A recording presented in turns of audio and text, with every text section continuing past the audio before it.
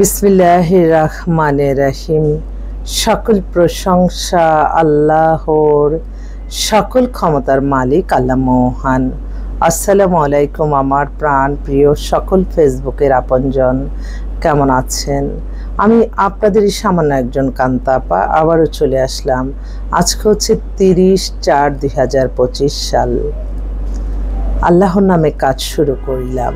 আমার এই একটাই ফেসবুক আইডি, আর কোনো আইডি নেই। দয়া করে আমার ছবি দিয়ে অনেকেই ফেক আইডি খুলেছে। আপনারা অবশ্যই বুঝবেন যে যেটা আমি সেটা হচ্ছে সরাসরি।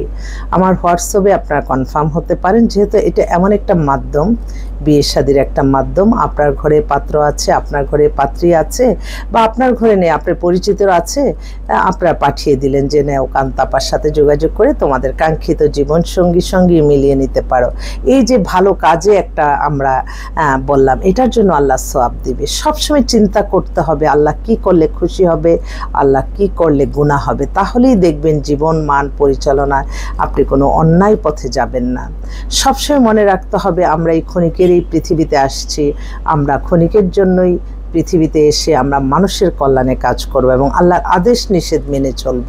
আমি তো প্রতিটা সময়, প্রতিটা ক্ষণ, প্রতিটা মুহূর্তে আমার আল্লাহর কাছে আমি লজ্জিত। আমি শুকরিয়া জানাই আপনাদের প্রতি।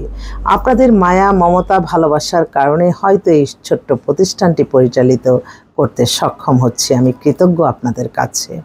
এবং আপনার সবসময় মনে রাখবেন, আপনি বিজনেস করেন, আপনি সব কিছু জীবন মান পরিচালনার মূল যেটা, সেটা হচ্ছে আল্লাহর নামাজ, রোজা, ইবাদত, বন্দিকিন, দান, সদকা, মানুষের কল্যাণ, হজ, উমরা পালন, ভালো কাজ। এর মাধ্যমে আপনি সফল হবেন।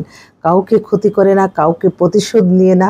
সবসময় মনে রাখতে হবে আমরা কেন একজন খারাপ হবে, আমরা আরেকজন সেটা আমারও হতে হবে। সবসময় মনে রাখতে হবে ক্ষমাশীলকে আল্লাহ সবচেয়ে পছন্দ করে। আল্লাহর পছন্দটা সবসময় ফলো করবেন, যে আল্লাহ কি করলে খুশি হবে, আল্লাহ কি করলে গুনাহ দিবে। তাহলেই দেখবেন আপনি কোনো খারাপ কোনো কিছুতে যেতে পারবেন না।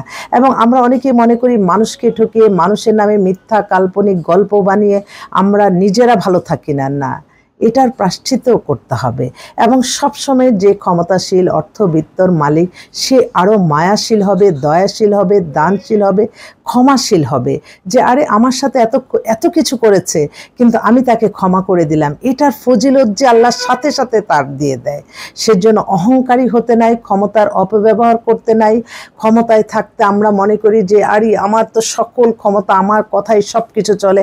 একটা মানুষকে ক্ষতি করে দিলাম, আমি আমার হিংসাটা আমি প্রকাশ করলাম, আমি আরেকটা মানুষকে ক্ষতি করে, সেটার জন্য কিন্তু আপনি কোনো সওয়াব পাবেন না। এবং আপনি এই যে প্রতিশোধটা নিলেন, প্রতিশোধ পরায়ণ মানুষকে আল্লাহ পছন্দ করে না। তাহলে নিজেই বুঝবেন একদিন এটার অনুতপ্ত। কিন্তু আপনি ক্ষমা করে দিলেন, এটার ফজিলত আপনি নিজেই শারীরিকভাবে সেটা আপনি নিজে অনুভব করবেন আপনি জীবন চলার ক্ষেত্রে। এটা একদম বাস্তব। সবসময় মনে রাখতে হবে যে যত বিত্তশালী, যে যত ক্ষমতাশীল, আল্লাহর দান, তখন আপনি সব কিছু ক্ষমা করে দিবেন। আপনি একটা মুখের কথা আপনি সব কিছু হয়ে যাবে, বাট আপনি তাকে ক্ষমা করে দিলেন। সেই যে তার আত্মার দোয়াটা, সেটার জন্য আপনি সুস্থ থাকবেন। নিজের সুস্থতার চেয়ে বড় আর কোনো কিছু নেই। আপনি হাজার কোটি টাকার মালিক, আপনি সব কিছু, আপনি চলাফেরা করতে পারছেন না, আপনি হুইল চেয়ার বসে আছেন, কোনো তো লাভ নাই। তাই জীবন মান পরিচালনা সবসময় আল্লাহকে স্মরণ করে আল্লাহর আদেশ নিষেধ মেনে চলতে হবে। আমরা কেন আরেকজনের ছবি দিয়ে, আমি নিজে ফেক আইডি খুলে আমি আরেকটা মানুষের সাথে প্রতারণা করব? এই জীবন থেকে বেরিয়ে আসতে হবে সবাই ভালো থাকবেন। আমার অফিস খোলাই আছে বিয়ে শাদির ব্যাপারে, ইনশাআল্লাহ আপনারা চলে আসবেন। আসসালামু আলাইকুম।